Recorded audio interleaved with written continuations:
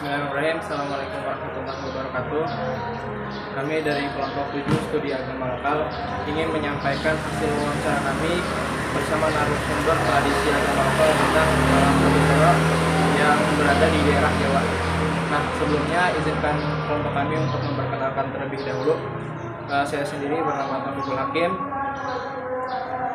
Lalu saya Putri Salma Marcella. Dan saya Zainab Birata Syarifah. Dan saya Muhammad Iqbal Kerjatullah.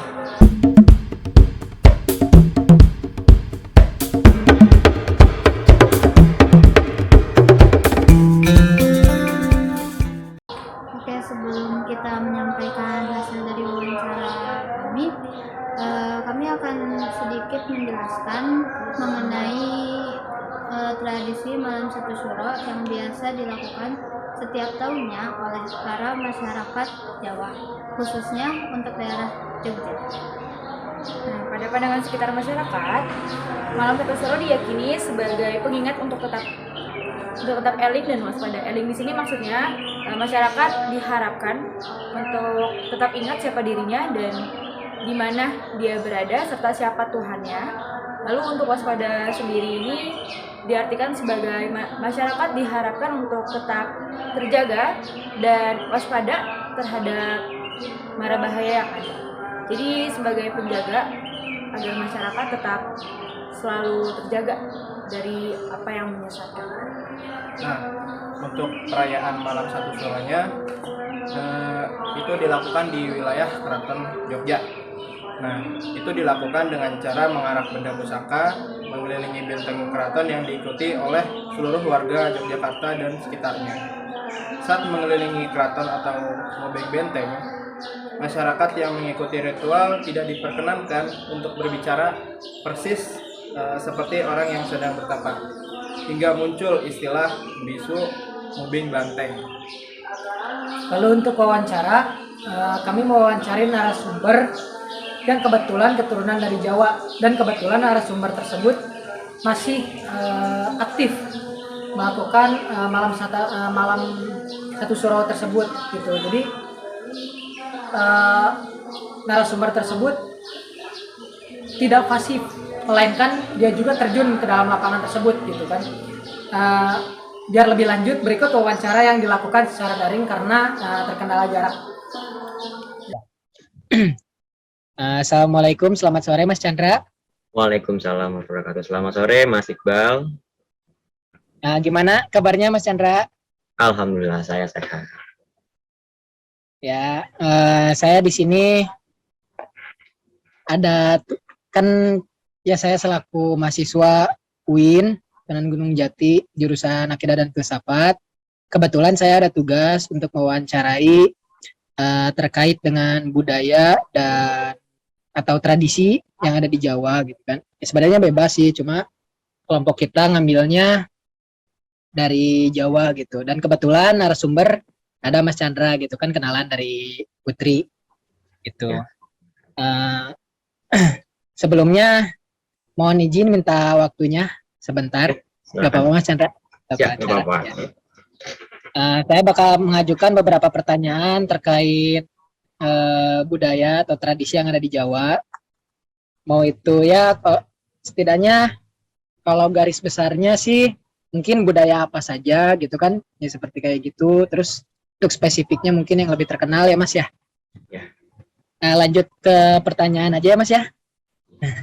Boleh, silakan. Di pertanyaan pertama, budaya apa saja yang ada di Jawa Mas? Itu secara garis besarnya yang ada di Jawa gitu. Secara garis besarnya ya. Oke, Ya. Sebelumnya Assalamualaikum warahmatullahi wabarakatuh. Selamat sore untuk kepada teman-teman semua. Perkenalkan, nama saya Chandra Pramodia Gemilang. Saya juga seorang mahasiswa yang juga menggeluti dunia kejawen. Ya, saya juga berasal asli dari Jawa Tengah, dari Jogja khususnya. Saya lahir besar di Jakarta, namun saya sangat mengikuti yang namanya proses tradisi dalam Jawa. Ya. Untuk masalah ini, saya akan menjawab tradisi yang ada di Jawa itu untuk secara budaya banyak. Yang pertama ada tradisi wetonan. Wetonan ini itu kurang lebih kayak Misalkan saya lahir di bulan Oktober, tanggal 30, hari Sabtu Wage. Dalam Jawa itu ada 7, Wage, Legi, Pahing, Pon, dan segala macamnya. Dalam setiap arti itu memiliki makna sendiri-sendiri. Dan setiap weton itu harus wajib yang namanya dilakukan ritual. Fungsinya apa? Untuk membuang yang namanya kalau bahasanya membuang bala, menjauhkan dari mara bahaya, memperlancar rezeki dan segala macamnya. Itu menurut kepercayaan orang Jawa.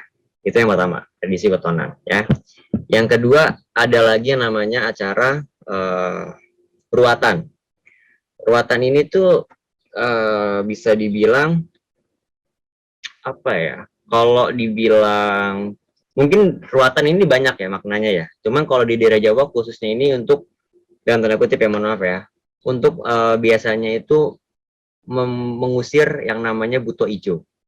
Biasanya acara ruatan ini itu paling sering dilakukan di daerah Dieng Wonosobo. Itu paling sering.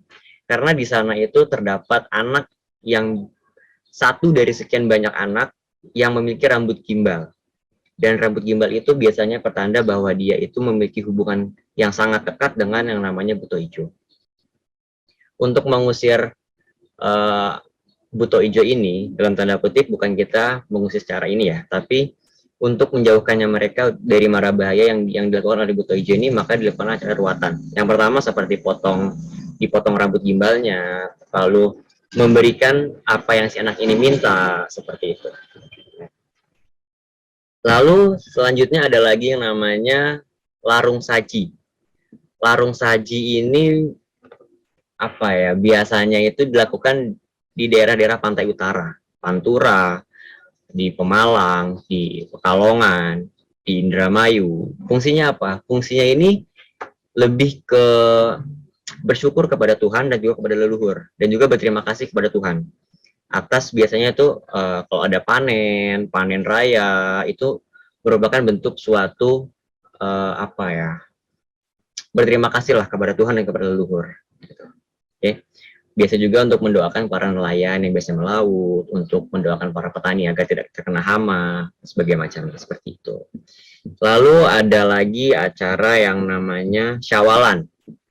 Ini umum lah, biasanya umum di banyak tempat ada. Cuman kalau di Jawa sendiri, syawalan ini disebutnya juga lebaran ketupat. Syawalan ini biasanya itu dilakukan pada hari ke-7 setelah hari raya Idul Fitri. Lebaran ketupat, seperti itu.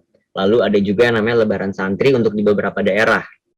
Lebaran santri ini itu biasanya hari kedua setelah Idul Fitri. Seperti itu. Berbeda dengan Idul Fitri pada hari H-nya, lebaran santri ini lebih mengacu kepada kita memberikan kepada fakir miskin, kaum duafa, dan juga biasanya perayaan untuk para santri, seperti itu. Lalu ada lagi yang namanya acara tingkeban. Tingkeban ini atau juga disebut dengan nuju bulan. Sama seperti di daerah Sunda juga ada nuju bulan, seperti itu. Untuk fungsinya sendiri yaitu sama aja. Untuk untuk prosesi memandikan si bayi lah, seperti itu. Lalu untuk acara yang paling biasanya itu dilakukan di daerah Jawa yang sangat meriah adalah tradisi mubeng peteng atau dengan sebutan lain malam satu suro. Oke, di sini saya akan membahas malam satu suronya aja, seperti itu. Itu merupakan beberapa tradisi yang ada di Pulau Jawa. Secara umum, secara garis besar. Jika disebutkan semua, wah akan banyak sekali karena setiap daerah di Jawa itu punya tradisi yang berbeda. Seperti di kampung saya, seperti di Jogja, seperti di Keraton Surakarta, di Banyuwangi, itu semua beda-beda. Gitu Mas. Intinya apa? Untuk menjaga Keraton Yogyakarta dulunya. Tapi setelah sekarang, silih bergantinya zaman, era, dan segala macamnya, tradisi berubah, bukan berubah, melainkan lebih kepada menghormati para leluhur, seperti itu. Tapi dari untuk budaya kayak satu suro itu kan awalnya asal muasalnya kan tadi dari menjaga keraton gitu kan. Terus sekarang mungkin lebihnya kayak menghormati leluhur ya. Nah itu dari menghormati leluhur itu tuh ada timbal baliknya nggak ke rakyat Jawa itu sendiri gitu? Oh, jelas ada, jelas ada. Pada zaman dulu, tradisi mubeng peteng ini dilakukan oleh para prajurit untuk menjaga keraton Yogyakarta. Itu yang pertama. Namun silih bergantinya tahun, silih bergantinya zaman dan era segala macamnya, sekarang dipadukan dengan agama. Seperti itu. Jadi kita tetap melaksanakan tradisi, adat dan budaya, dan juga dipadukan dengan agama seperti itu. Dari tradisi tersebut kan biasanya terkadang di setiap daerah, mau di Jawa, di selain Jawa gitu kan, biasanya ada suatu tradisi yang dimana oleh agama lain itu tidak dilakukan gitu. Ya. Nah kalau misalkan di satu suro itu semua agama itu pasti memperingati itu gitu atau tidak? Oke. Sebelumnya saya akan menjelaskan dulu ya, bahwa di Jawa itu sebenarnya ada sebuah, saya tidak bisa bilang ini kepercayaan, dan juga saya tidak bisa bilang ini sebuah agama. Saya akan bilang ini sebuah pedoman atau sebuah tata cara hidup yang disebut dengan kejawen. Kejawen ini itu mengacu pada perilaku, mengacu kepada perkataan dan perbuatan. Mau apapun agamanya, seperti itu. Jadi mohon maaf, yang non Islam, yang katakanlah Kristen, Katolik, Hindu, Buddha, itu bisa mengikuti acara ini karena kita tidak melihat yang namanya agama seperti itu, karena ini murni untuk kepada leluhur. Untuk masalah agama balik kepada individu sendiri, karena itu merupakan keyakinan seperti itu. Berarti misalkan nih ada kayak agama Islam atau non Islam yang misalkan dia sendiri itu kayak tidak mempercayai tersebut gitu, kayak saya emang nggak mau melakukan tradisi itu gitu ya. Nah itu tuh ada hukumannya apa tidak gitu, atau memang itu tuh yang ingin melaksanakan sebuah tradisinya tuh gimana orangnya aja gitu? Oke. Yang mau aja apa memang ada tarikan gitu? Oke. Kalau di daerah Yogyakarta khususnya, mau agama apapun, setiap malam satu suro pasti mereka punya yang namanya tuh itikat. Saya pengen ikut ini, seperti itu. Tapi jika dia tidak mau ikut itu, tidak ada masalah. Kita tidak akan memaksa, karena itu sebuah panggilan hati, seperti itu. Tapi jika dia tidak mengikuti acara tersebut, dia akan tetap diberikan sebuah tanda terima kasih, seperti itu. Karena kita lebih menghormati mereka, gitu. Karena kita yakin bahwa setiap orang memiliki keyakinannya masing-masing, kepercayaannya masing-masing, dan itu balik kepada dirinya sendiri. Itu bebas, silahkan. Seperti itu. Yang satu suro yang kayak gitu di Jawa ada nggak sih gitu yang kayak kalau misalkan di Sunda tuh puasa apa biar kuat gitu atau apa gitu? Ada nggak gitu di Jawa? Oke, saya balas ya, sejawab. Oke, teman saya tidak, ini disclaimer ya. Ini hanya dilakukan oleh beberapa orang Jawa yang memiliki kepercayaan kuat kepada kejawen, seperti itu. Untuk di Jawa sendiri, kita menyebutnya dengan lelaku.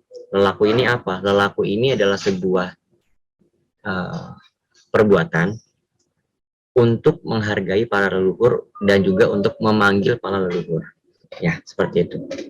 Di Jawa sendiri untuk puasa-puasa seperti itu ada. Itu ada. Ada yang namanya puasa muti, ada puasa yang namanya puasa ngebleng, ada lagi yang namanya puasa gula kelapa, ada lagi yang namanya puasa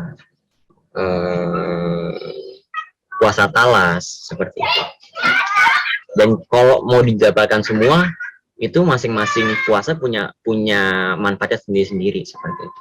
Cuman banyak sekali itu. Kalau jadi sesuatu, wah nggak cukup waktunya. Karena saya sendiri pun saya melakukan itu, gitu loh. Saya sendiri pun saya melakukan itu. Seperti puasa muti, saya melakukan itu. Puasa ngebleng, puasa gula kelapa, itu saya melakukan itu.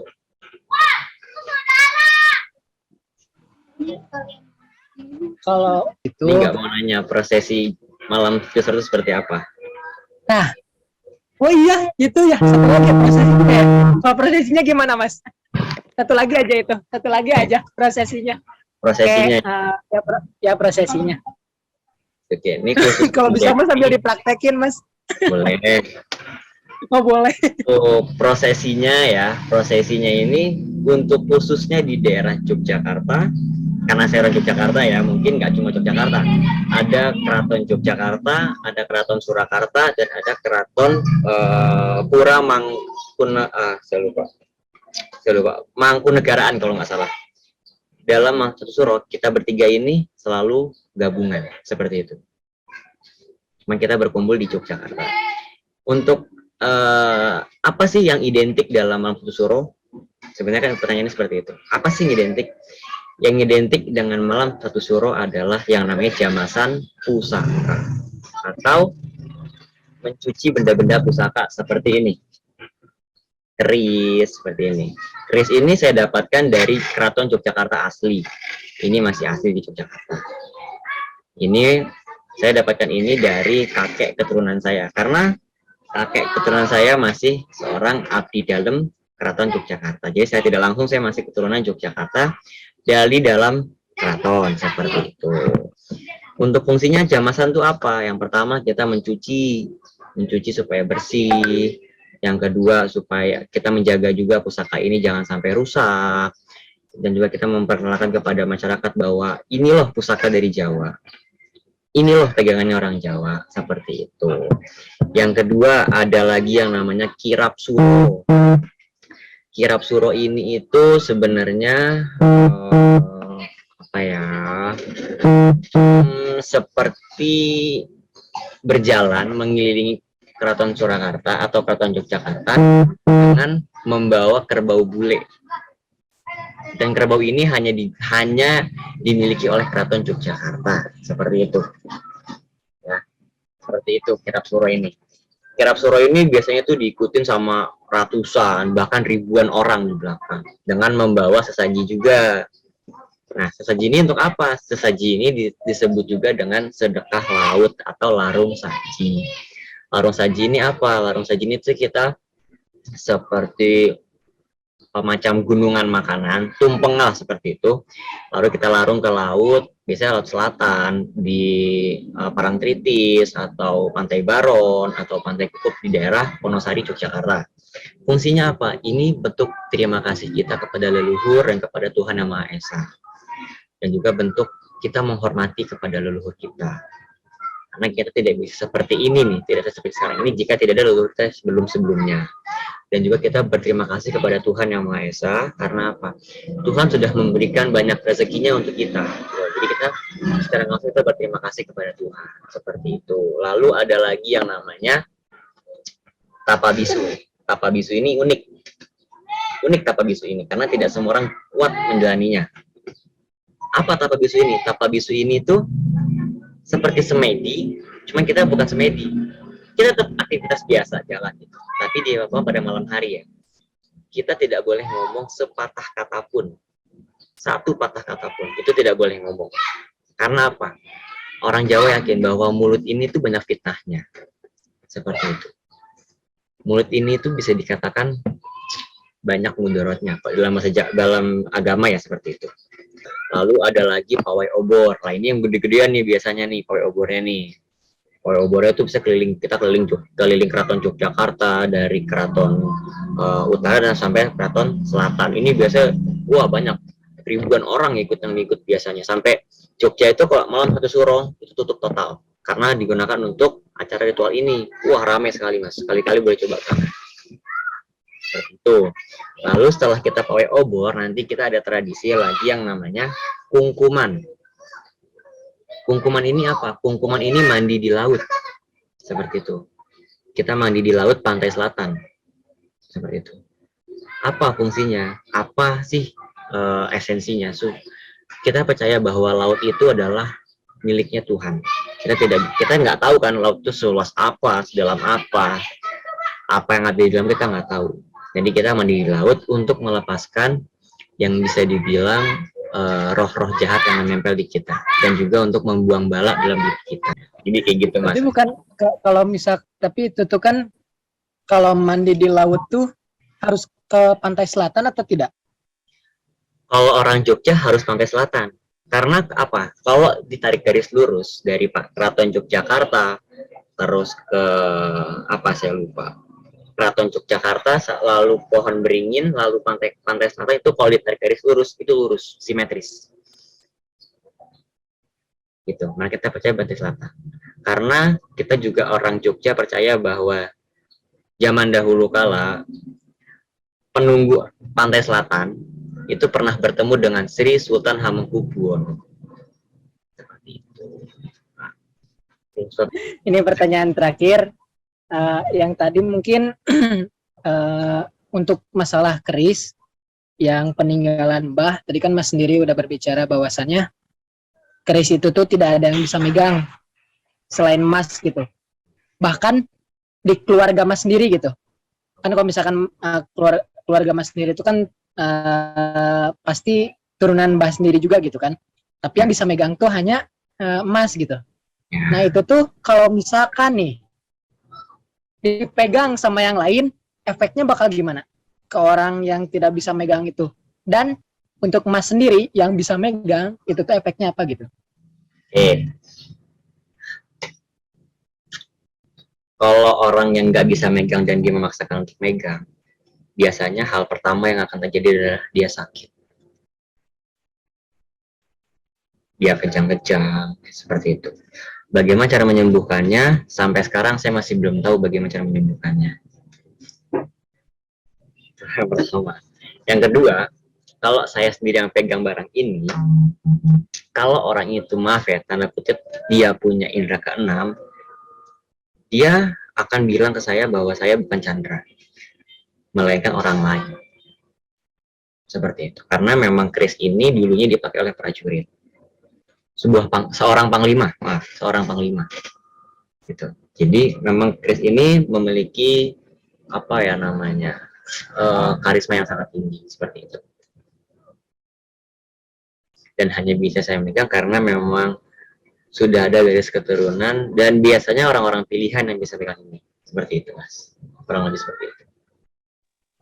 Berarti kalau untuk masalah ini sensitif juga gitu ya, kayak misalkan jangan sembarangan megang gitu kan, ya mas ya. Sorry banget ini udah ngeganggu waktunya ya mas ya, dan terima kasih banyak atas ilmunya, karena kan nggak semua orang bisa tahu nih tradisi Jawa kayak gimana gitu, dan kami kelompok 7 terhitung adalah orang-orang yang beruntung gitu, bisa mendapatkan ilmu dari Mas ini sendiri gitu kan. Banyak orang lebih pintar daripada saya. Ya mungkin cukup sekian ya Mas ya. Terima kasih banyak. Terima kasih banyak, sehat selalu, sukses selalu. Terima kasih kembali, dan untuk kalian semua semoga sukses dalam tugasnya. Sehat terus. Ya. Ya, saya pamit. Terima kasih Mas. Sama-sama. Assalamualaikum. Waalaikumsalam. Itulah video wawancara kami dari kelompok 7. Kesimpulannya adalah yang pasti dalam merayakan malam satu suro ini terdapat doa bersama. Nah, hal ini dilakukan agar mendapatkan berkah serta menangkal mara bahaya. Dan sekian saja mungkin dari kelompok kami. Kurang dan lebihnya mohon maaf. Assalamualaikum warahmatullahi wabarakatuh.